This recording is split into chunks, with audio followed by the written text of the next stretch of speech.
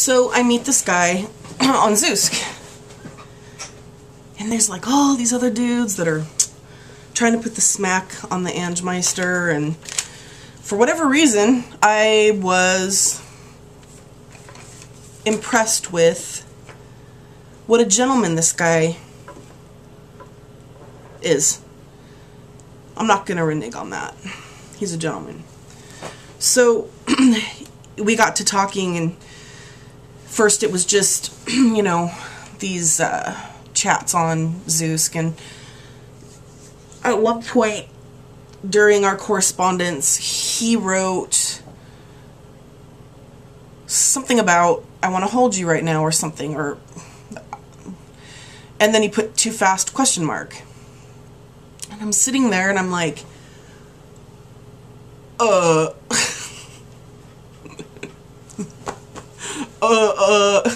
and no, I was not making fun of special needs just now, but I didn't know what to say, so I typed back, maybe I'd like to get a hug right now would work for me, or something.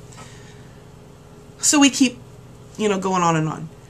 And then he writes something to the effect of, at one point, "I think I could maybe possibly be, you know, falling for you," or kind of alluded to the fact that he thought I was pretty cool, which is awesome because, you know, hey, that's very flattering.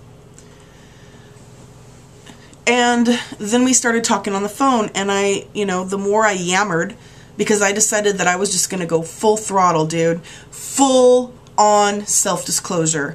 I was going to try to give this guy every single reason in the world to unfriend me, block my profile, never speak to me again. You know, even though that's probably not this guy's MO at all. At all. He wouldn't do that. Or would he? I don't know. Maybe after these videos. So then this goes on and on and on and on. And I'm really starting to appreciate his mind, and I'm thinking he's very charismatic, and is he the type of guy that you could see yourself falling in love with? That was the big question that was kind of permeating, you know, through my mind in the last 72 hours. And he knows a lot more about me than I know about him. And that's the thing, is that we all have our hang-ups and our flaws and stupid things we've done. It's just most people really, when they first meet somebody, they try to put their best foot forward. They try to show the best parts of themselves. Why? So that somebody will be attracted to them. And then things kind of start trickling through the filter the longer that they're involved.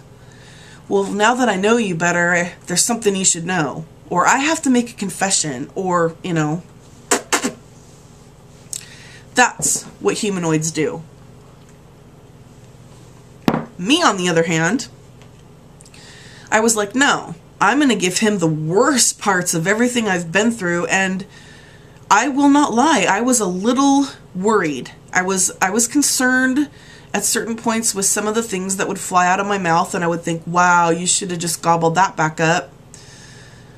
But I was just going for it.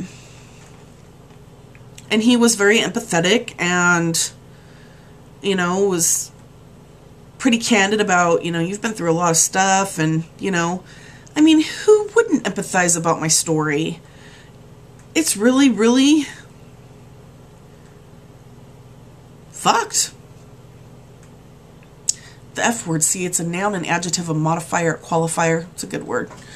Fortification and the kind of knowledge. The F word. So I was really upset tonight, and I was crying, and I couldn't figure out exactly why it was that I was crying. And I got on the phone with my mom, and I kind of sobbed about my destiny and who I am, and, you know, she reassured me that, you know, there is an army of people now that'll do anything and everything, through and including really stepping up and fighting if anybody from the mental health profession, anybody, whether it be a police officer that comes, they better have a fucking warrant if they're going to step into my house, because there's some attorneys who have talked about and I love the phrase miscarriage of justice for some reason, but, you know, they're like, you do have rights, and this can be fought.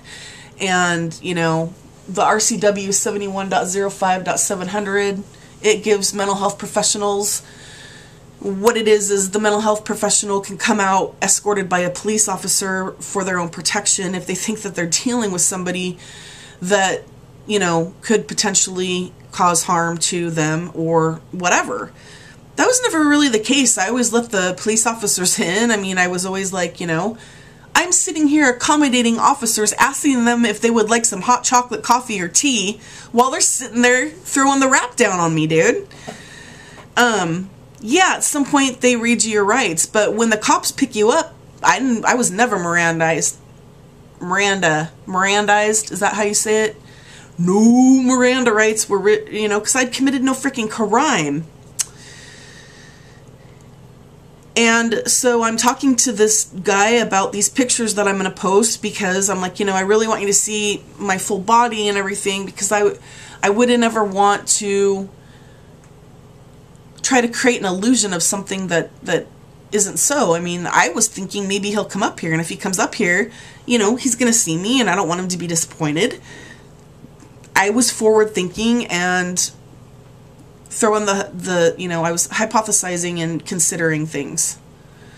And he says, during this conversation, hang on, during this, God, I'm going to have to go segment after segment. He says during this conversation something about, I would be more concerned with the fact that you have a mental health history and I have guns and you can't be around a gun. And I said something like, I can be around a gun. If somebody is sitting at a table and they pull out a gun and they set it on the table, is there like a fucking restraining order? Is there a no contact order? I mean, is it just like, oh my God, if you see a weapon, Angela, run, for God's sakes. What could you possibly do with it? Oh my, the sky is a-fallen. And I'm like, fuck, dude, I've seen the tribulation in my second coma, and it's not going to be pretty for a lot of people, so I understand why y'all want to carry little weapons. If some guy pulled out a gun and put it to my head and I had Christopher with me, I could potentially, in a scenario, see myself with a gun. If I had a gun, what would I do in that situation? He has a gun to my head, my son's in the car seat, this guy gets into my car and says drive. What am I going to do? Am I going to drive and then slowly try to figure out how to get my hands on my gun and pull it out and just blow his frickin' brains out in front of my son?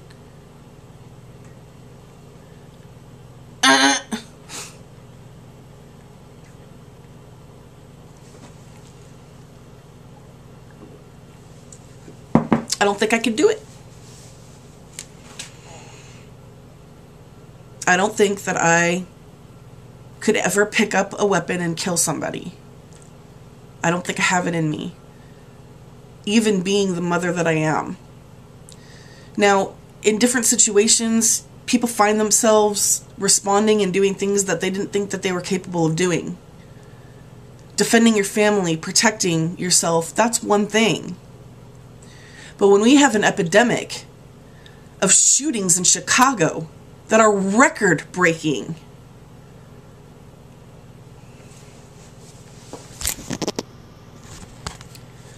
I'm not one who feels educated enough to even be in the gun debate. And this guy, he carries a concealed weapon, I think, too, and stuff, and he has permits and is a, you know, a law-abiding citizen, and that's his right. I respect him. That's cool. I'm not going to think anything less of him because he has a gun and I don't need one. But it was the way that he said it. And I was so offended because I thought to myself, you're not caring about understanding the things I've shared to you about who I am. You're more concerned about the ramifications and the inconvenience for you being friends with me or being romantically involved with me because some stupid law is saying that I can't be around a gun.